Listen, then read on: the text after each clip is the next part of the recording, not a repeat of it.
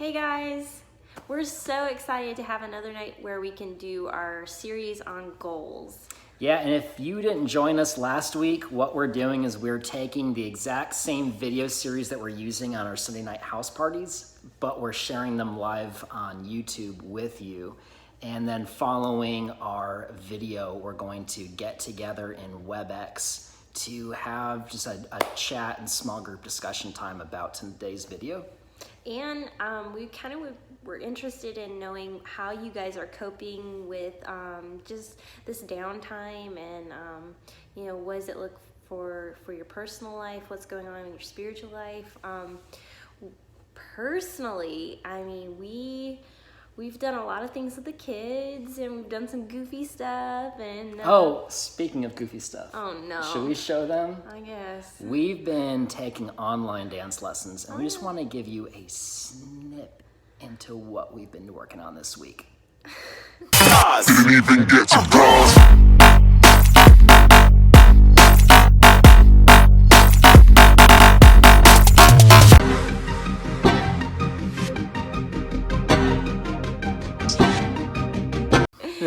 So, yeah, we'd love to hear your comments on that one too.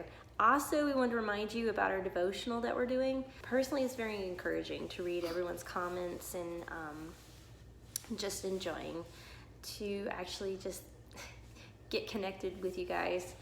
And I think that's it. Well, I have one more thing for you. Some of the guys that meet on Wednesday night, we had a little challenge this week and we just wanted to see how it went. And it was fun. But what we want to do is we want to open up a challenge for everybody. Oh, girls. So yeah, girls and those who weren't involved, everyone now has a chance. This coming week, what we're going to do is we're going to drop another challenge on you all. The directions and instructions for the challenge are going to be sent through Remind, since that's the easiest way we can connect with all your parents.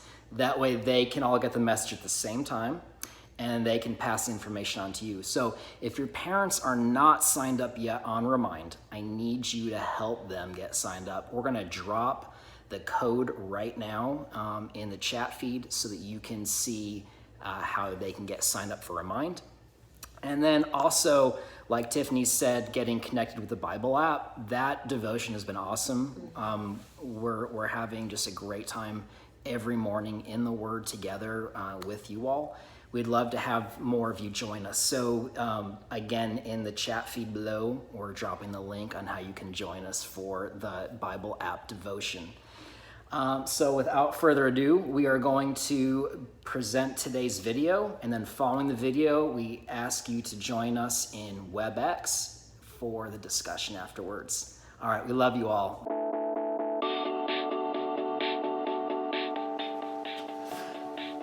Hey everybody, my name's Dave. And before I get started, I bet you're wondering, Dave, how long have you been growing that sweet beard? Well, I actually have a question for you I'd like to start with. Have you ever done something really stupid? You know, like one of those decisions that seemed like a good idea at the time, but when all is said and done, you realize it wasn't as great of an idea as you thought. You may not be surprised to hear that I actually have a story to tell about some time I did something dumb. See, I was 11 years old and I just gotten a new bike. And my brother had a bike and all the kids in the neighborhood, we had these sweet bikes and we would ride them. And one of the places we would ride was in our parents' backyard. We had this really nice hill. You could just bomb down this hill. You get some speed. Now one day we went in the garage and found a couple of 2x4s and a piece of plywood. You probably know where this is going. We built an amazing ramp. Now this ramp was amazing. You would hit it and it felt like you were flying. It was awesome and everything went great until one day we decided, what would happen if we got a water hose and added some mud to this perfectly good landing area? So that's what we did. You probably know where this is headed, but I didn't. So I get to the top of the hill, not even thinking twice about what could go wrong. And I start bombing, I'm picking up speed, and I hit that ramp, and again, I am flying. Unfortunately, the landing area was mud, which is not a good idea. As soon as my tires hit the ground, my bike wiped out from under me. I went head over heels down the side of this hill, scratching the whole left side of my body. It was a mess. Now, you probably heard me tell that story and thought, wow, how'd you not see that coming? And honestly, I should have. But I didn't take the time to think about the choice I was making. And I mean, if I really think about it, I realize it probably wasn't a good choice. But here's the thing, we all struggle with making wise choices. Every single day we're faced with decisions. And we can either make the wise choice, the one that probably we know is the best for us, or the unwise choice, the one that probably isn't the best. Maybe you stayed up all night playing Fortnite, even though you had a basketball game early the next morning. Or maybe you tried to show your friends that you actually could drink an entire gallon of milk without throwing up. Wouldn't do that one, that's a rough one. Or maybe you lied to your parents about the guy you were texting or the party you were going to so that you could see that girl. Whatever the choice, chances are you probably did it without even considering the consequences. Or maybe you knew it wasn't wise, but you chose to do it anyway. Why? Because the truth is, making wise choices just isn't always easy. I mean, think about it.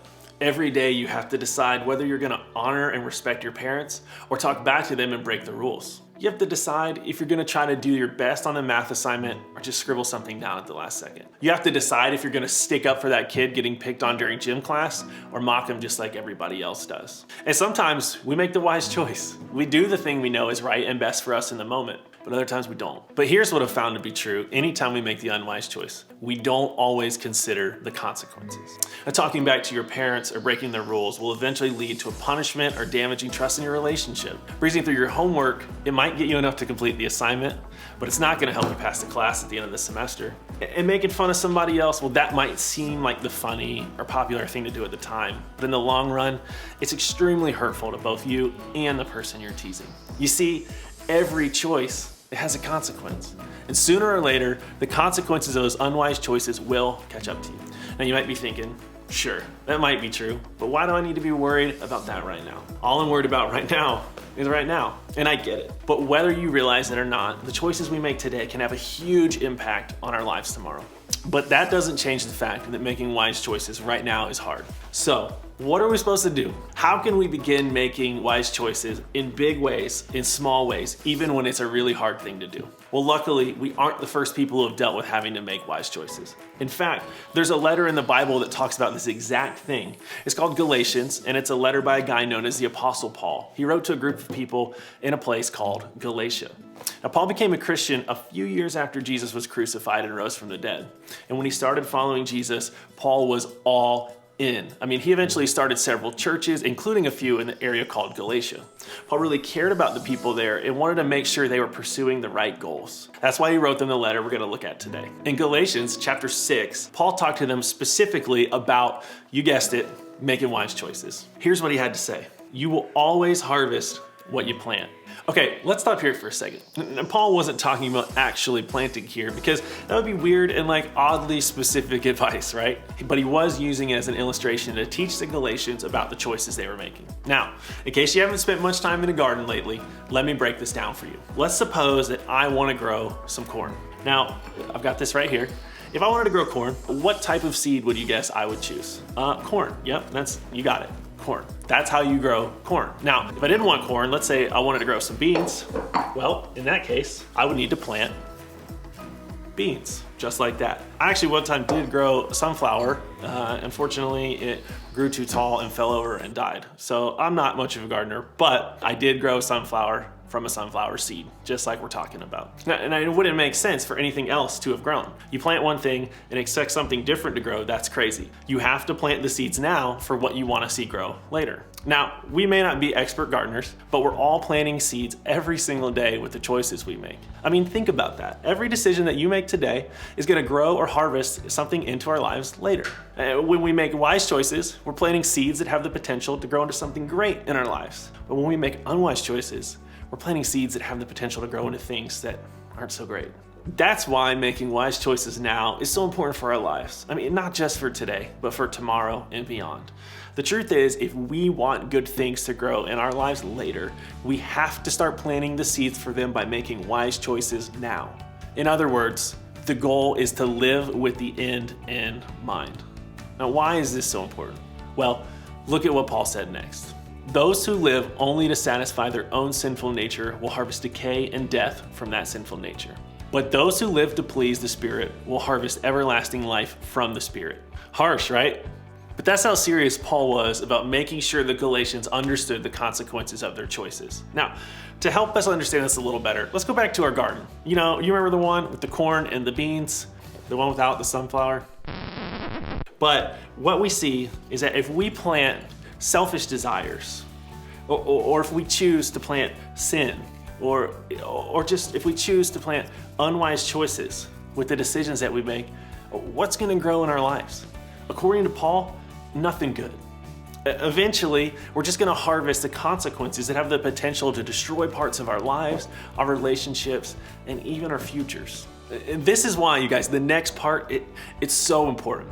Because Paul also pointed out that when we do good and when we make wise choices, those that the Spirit of God leads us to make, we're going to harvest amazing things. When we believe in Jesus and dedicate our lives to following him, we're planting seeds in our lives and in others' lives that will one day lead to the greatest gift, eternity with Jesus. The goal is to live with the end in mind. And if you ask me, this is a pretty great end to keep in mind. Now, I need to stop here and say that I realize that simply knowing this is true doesn't mean it's suddenly going to get easier to make all the wise choices. It doesn't make caring about our future more than we care about what's happening right now any easier.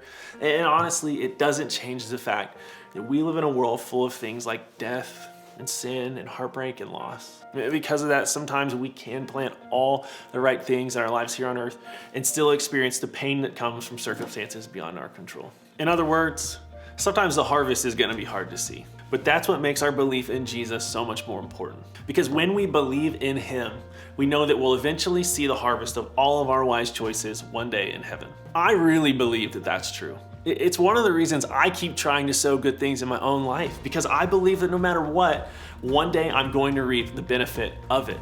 I trust God with that. But I also know that even though we know that, it doesn't necessarily make it easier to make the wise choices right now. And Paul knew that too. That's why he offered this final bit of encouragement. So let's not get tired of doing what is good. At just the right time, we will reap a harvest of blessing if we don't give up.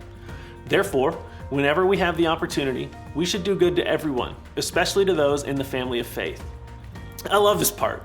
Paul's basically saying, keep going. Don't give up, because the good stuff is coming. He's giving us a pep talk. We may not know exactly how or when it will show up, but we can trust that when we're sowing the right things, God will eventually reward us with a harvest of great things, either here on earth or in heaven. Maybe you're planting seeds right now by making wise choices, but you feel like you haven't seen anything good come from it yet. You're studying hard, you're saying no to the things you know you shouldn't do. Maybe you've chosen a new circle of friends who are better influences on your life, and right now it just feels difficult. You're wondering, when's the good stuff gonna come? And if that's you, don't give up. Just like Paul said, if you keep doing good and making wise choices now, your harvest is coming. And I promise you, even if you can't see it yet, it's going to be worth it. Remember, our goal is to live with the end in mind. The goal is to make wise choices that will lead to growth of great things in our lives over time. And the goal is to remember that even if we don't see the good things growing right now, God sees, God notices, and God's gonna make everything right in the end. But what does that mean for us today? Well, for starters, I think we all have to take a look at the seeds we're planting in our lives right now. Are we making unwise choices? Are we planting seeds of distrust by gossiping about people behind their back? Are you planting seeds of laziness by skipping out on practice or not devoting time to your homework? Are you planting seeds of disrespect by lying to your parents or talking back to them? Are you planting seeds that are going to threaten the sexual integrity of your relationships by making unwise choices with your current boyfriend or girlfriend? No matter who we are, we all can identify one area of our lives where the seeds we're planting now may not be growing the best things in our lives. And once we know where we need help planting better seeds, we can ask God for the wisdom, strength, and encouragement to start making better choices. Think of it this way. One day you're gonna look back at the choices you made in this phase of your life, and you're gonna think one of two things. You're either gonna think, I'm glad I did, or I wish I had. So look at the things in your life right now, the choices you're making, and ask yourself, which ones would I put in the first category and which ones would I put in the second? Which ones would make me say, I'm glad I did? And then what are the ones that might make me say, I wish I had? My prayer for all of you today is that you'll start making wise choices now so that you can look back and be proud of the things that have grown in your life as a result. Remember, the goal is to live with the end in mind. And the end I want for all of you is the life that Jesus promises us. So as you head out today, I want you to think about this question. What is one reason making wise choices is sometimes hard for me? Over a year, That's how long I've been growing this sweet beard. Anyway, see you later.